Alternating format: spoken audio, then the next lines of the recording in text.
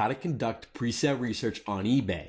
As you start to evaluate product listings, be sure to determine the total number of results, the number and percentage of listings that sold, the price of the products that sold in the last 90 days.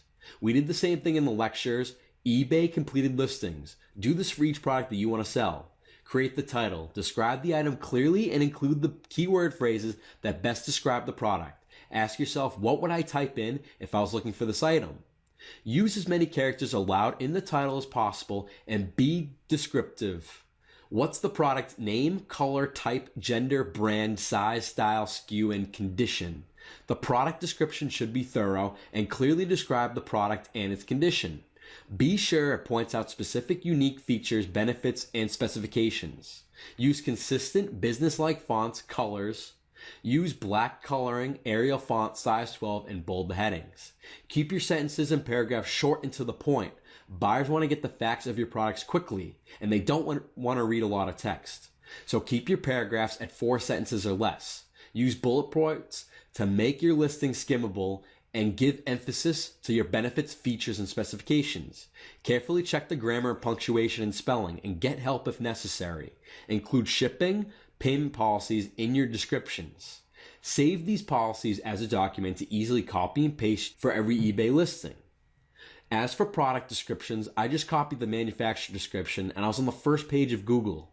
eBay does the best job to market your product to really earn their commission. Upload stock photos that clearly highlight all of the features of the item. You can list up to 12 pictures and list as many pictures that will possibly add value to your customer's experience. These pictures need to be large and at least 500 pixels. Price. You need to match the best price on eBay or within $10 of the best price because people always want to buy the lowest price possible. There's no way around this. No matter how good your customer service is, no matter how good your shipping and return policies are, the customer will always go with the seller with the lowest price and the best feedback. The best shipping, return policies, and customer service will supplement the best price.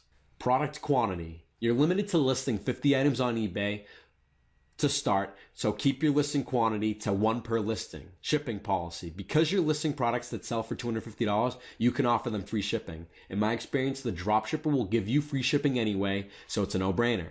You don't have to pay for shipping, and neither should your customers. Return policy.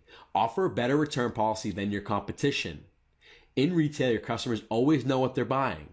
You should have a return policy because your customer likes knowing in the back of their mind that the option of a return is available. In all of my years doing business, I've had one customer return their order. The sale was for $600 and I only paid $45 for return shipping. Considering my sales were over $525,000 in the last 2 years doing business, having a return policy was absolutely worth it. Accept the 60-day return policy on eBay and check off that you will pay for the return shipping.